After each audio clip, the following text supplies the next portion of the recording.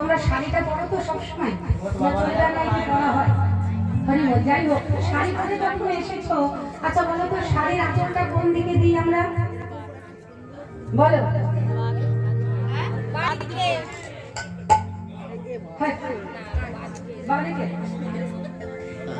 ঠিক করে বলো, দেখে বলো। হ্যাঁ বাদিকে না। ও হরি বলো, হরি বলো। কিন্তু রাধারানী সে ছিল কি? সে কিন্তু বাঙালি ছিল না, তাই তো? সে ছিল হিন্দুস্থানী। হিন্দুস্থানীরা শাড়ির অঞ্চলখানা ঘুরিয়ে কোন দিকে দেয় বলো তো?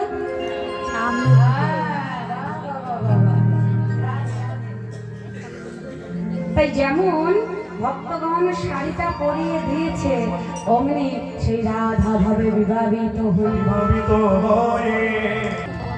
আর একটা কাজ কর, তোরা তাড়াতাড়ি করে তোরা ডালাটাও সাজিয়ে বলে, ও প্রভু তুমি ডালা দিয়ে কি করবে? আমি কি করবো জানিস? আমি যাবো সূর্য পূজায়, যাবো সূর্য পূজায়, যাবো সূর্য পূজায়, যাবো সূর্য পূজায়। আচ্ছা হঠাৎ করে তোমার সূর্য পূজার কথা মনে পড়লো কেন? বলে কেন?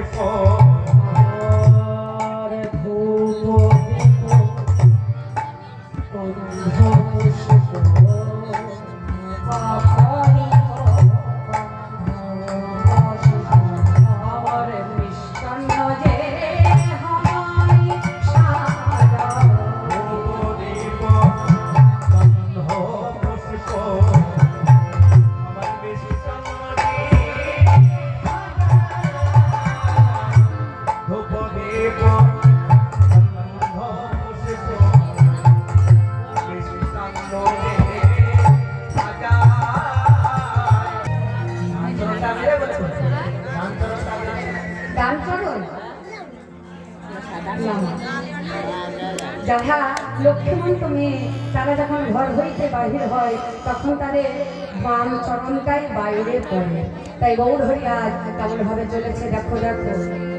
বলি বামন গৌরা, বলি বাম চরণে গোরা, আবার বামে নয়নে চাই।